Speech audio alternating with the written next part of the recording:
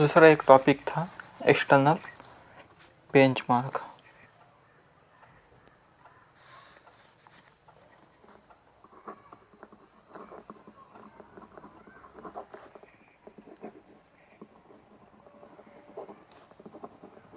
अब हम इसको समझ लेते हैं कि एक्सटर्नल बेंचमार्क होता क्या है। एक्सटर्नल बेंचमार्क रेट तो एक ऐसे डिसाइड करता है और इसकी नीड क्या है। अभी आपको दो टर्म समझने चाहिए। एक न्यूज़ था 2000 सब कुछ तो अगस्त में या नवंबर में। मैं आपको पहले एक सिनेरियो बता देता हूँ कि ये क्यों इम्पोर्टेंस है। अभी आरबीआई ने अगस्त में लगभग मैं देख लेता हूँ कि अगस्त में है क्या। ये टर्म बहुत ही इम्पोर्टेंट है, इस साल एग्ज़ाम में भी आ सकती है। जो एक्सटर्नल बेंचमार्क है वो मैंडेटिंग किया है, यानी आरबीआई ने कंपलसरी कर दिया है। बस जान दे इतना ही लिखा हुआ है सर्वे में। अभी मैंडेटेड कर दिया है बैंक को कि आप लिंक कर दीजिए, यानी कंपलसरी अपना जो बैंक रेट है वो इस 4 सेक्टर को लिंक कर दीजिए। यानी अब आधार कार्ड है, अब बैंक को भी लिंक करना पड़ेगा। और 4 क्या क्या फैक्टर है, आप रेफो रेट से जो अपना बैंक का जो लेंडिंग रेट है वो लिंक कर दीजिए। सेकंड है एमएसएमई जो फैक्टर्स है, एमएसएमई का जो लोन देते हैं गवर्नमेंट, रेपो रेट ही है। एक दूसरा है 3 मंथ का जो ट्रेजरी बिल होता है। मैं ट्रेजरी बिल पहले भी बताया है। ट्रेजरी बिल का जो यील्ड आता है गवर्नमेंट का, उसका जो रेट है एक्चुअली उससे आप लिंक कर दीजिए। अभी ये टर्म आपको बहुत कॉम्प्लिकेटेड लगेंगे, लेकिन ये पार्ट का यानी ध्यान में रख दो। सिंपल से ट्रेजरी बिल 6 मंथ का जो यील्ड है,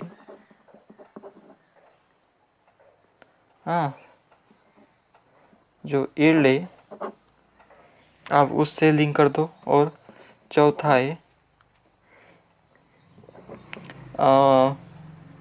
FBIL, यानी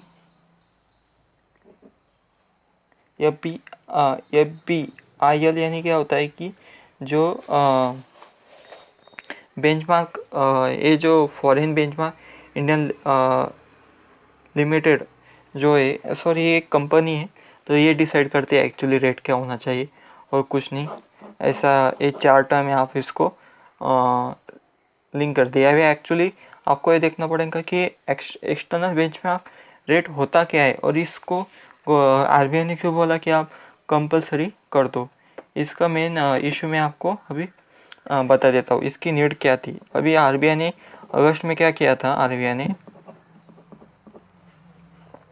अगस्त में तो जो अपना जो लेंडिंग रेट था वो 110 बीपीएस, यानी जो बेस पॉइंट्स होता है उनका, और 100 बीपीएस का मीनिंग होता है कि 1% बोले तो 100 रुपये पे 1 रुपया।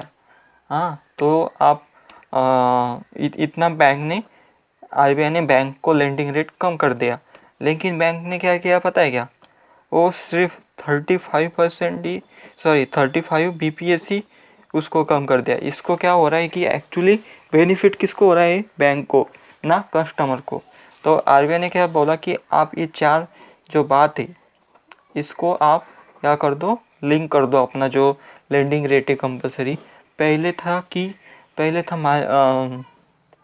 मार्जिनल, पहले बैंक क्या करती थी कि मार्जिनल कॉस्ट लेंडिंग रेट था। ये जो है मार्जिनल कॉस्ट लेंडिंग रेट, ये भी मैं आपको एक लेक्चर में बताऊंगा। ये गवर्नमेंट ने लाया था कि इससे कम आप लोगों को लेंड यानी कर्जा नहीं दे सकते, यानी इस बैंक का एक बैंक का रेट रहता था और इससे आप उस टाइम पे, पर्टिकुलर टाइम पे वो जो रेट है उससे कम नहीं दे सकते। ये पहले ये टर्म थी। अभी मैं आरबीआई ने एक कंपलसरी कर दिया है कि आप एक्सटर्नल बेंचमार्क रेट से बैंकों का इस 4 फैक्टर से कनेक्ट कर दो और इससे कौन सी भी आप जो कस्टमर का जो लेंडिंग रेट रहेगा यानी इंटरेस्ट रेट रहेगा वो उस पर देना पड़ेगा। हाँ, तो इससे बेनिफिट किसको होगा? कस्टमर को।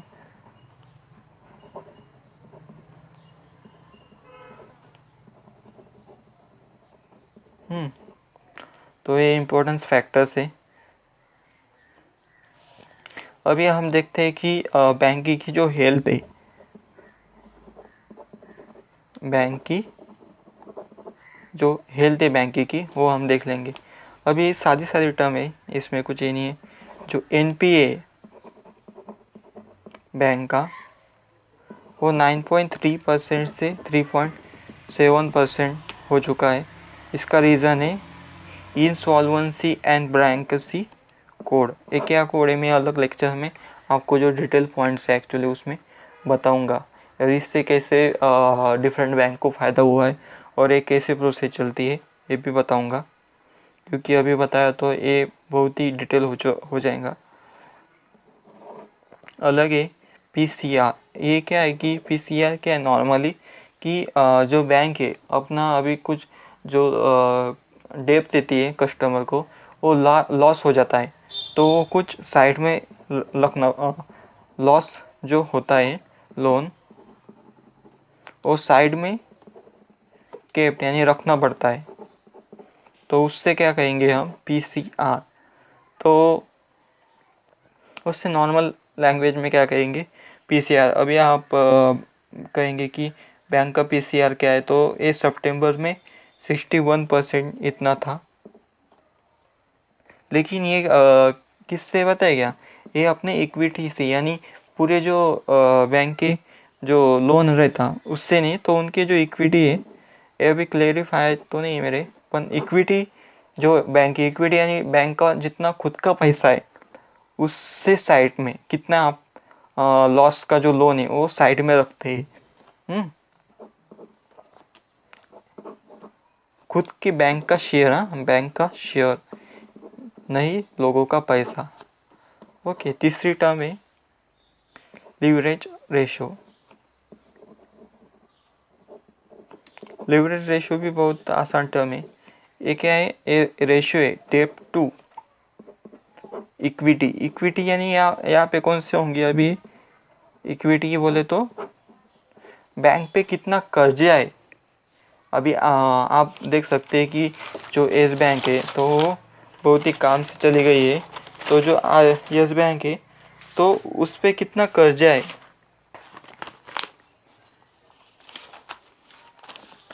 हाँ, जो येस बैंक है उस पे कितना डेट है वो यहाँ पे देखे जाएगा। तो नॉर्मली रिवलेज रेशो क्या होगा?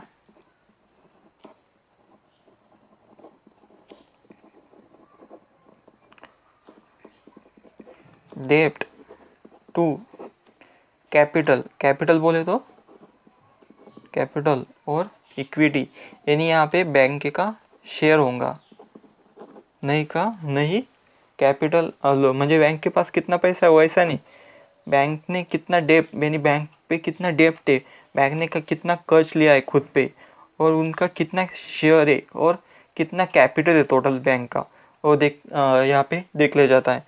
और आप देख सकते हैं कि लिवरेज रेशियो जो है वो अभी 3%, अभी 6.6% से बहुत बैंक का एवरेजली। और ठीक है। और एक अदर चेंज आपको मैं अदर चेंज कुछ हुई है शॉर्ट में बता देता हूँ।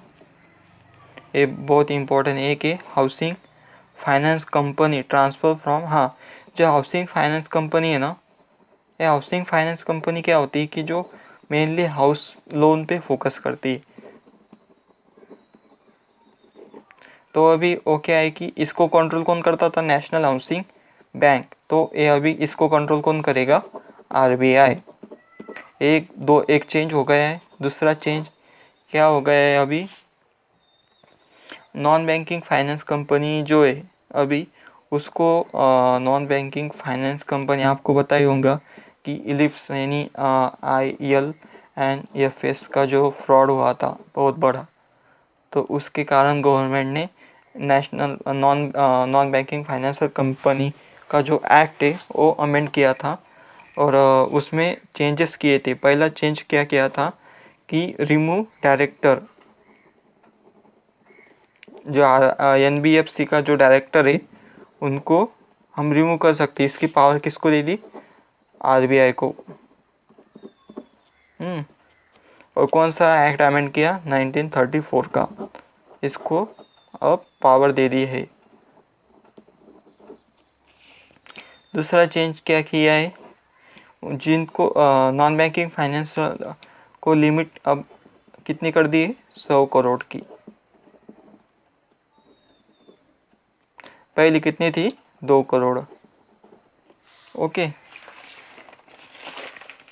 अभी जो बाद में रहेगा कुछ होगा तो मैं बाद में आपको कर दूंगा। जो टॉपिक रहे हुए अभी, जैसे कि service sector, agriculture sector and industrial sector and एक सस्टेनेबल डेवलपमेंट एक चैप्टर से, तो ये 4 टॉपिक में बाद में लेक्चर में आपको कर दूंगा। ठीक है। जय हिंद, जय भारत। आप मेरे लेक्चर को कमेंट और जो करना है वो कर दीजिए। अभी लाइक, शेयर, सब्सक्राइब